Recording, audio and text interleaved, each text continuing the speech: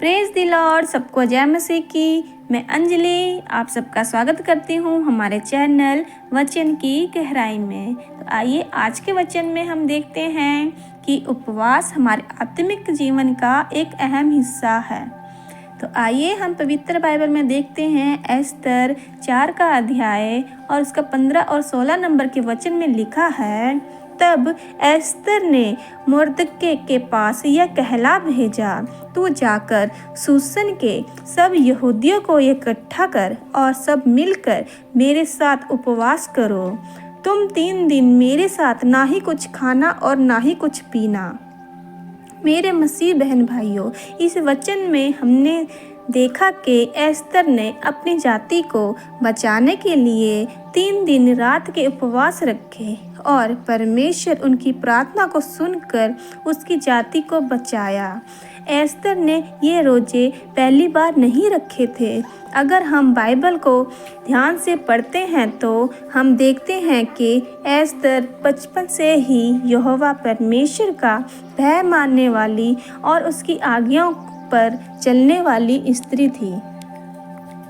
और इसीलिए जब एस्तर ने अपने लोगों के साथ मिलकर उपवास रखे तो परमेश्वर का अनुग्रह राजा के द्वारा एस्तर पर हुआ और उसकी प्रजा बचाई गई। एस्तर आत्मिक थी। वो जानती थी कि वो अपनी लड़ाई को शरीर द्वारा नहीं बल्कि आत्मा में रहकर जीत सकती है। आज बहुत सारे लोग हैं जो अपने मसीह जीवन में कभी रोजे नहीं रखते।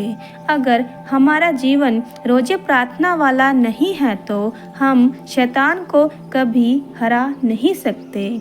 हम परमेश्वर से उसे अभिषेक को नहीं ले सकते जो परमेश्वर हमें देना चाहता है। शैतान जानता है कि जब हम पवित्रताई में रहकर रोजे प्रार्थना को अपने आत्मिक जीवन का हिस्सा बनाते हैं तो फिर उसका नतीजा हमारे सामने आता है।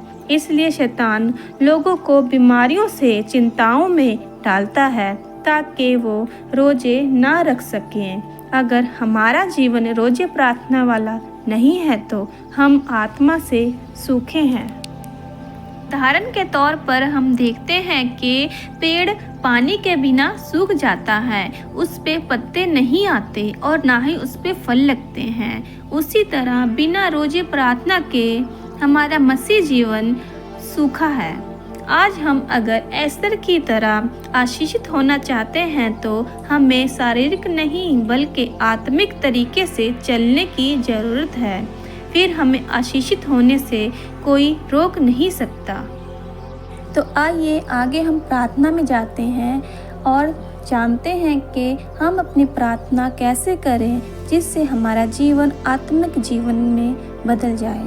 तो आइए हम सब प्रार्थना में जाते हैं और अपनी आंखें बंद करते हैं। हे यहोवा, भोर को मेरी वाणी तुझे सुनाई देगी। मैं भोर को प्रार्थना करके तेरी वार जोहूँगा। आमीन। दाऊद अपने जीवन को आत्मिक बनाने के लिए भोर को प्रार्थना करता था। जब आप भोर को प्रार्थना करते हैं, आप परमेश्वर की हजूरी को अपने जीवन में अनुभव करते हैं।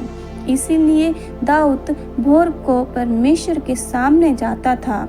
आज आप भी परमेश्वर से मांगे कि परमेश्वर मुझे भी भोर को उठकर प्रार्थना करने वाला हृदय दे और मुझे अनुग्रह दे के मैं पवित्रताई में रहकर आपके वचनों के ऊपर खड़ा रह सकूं।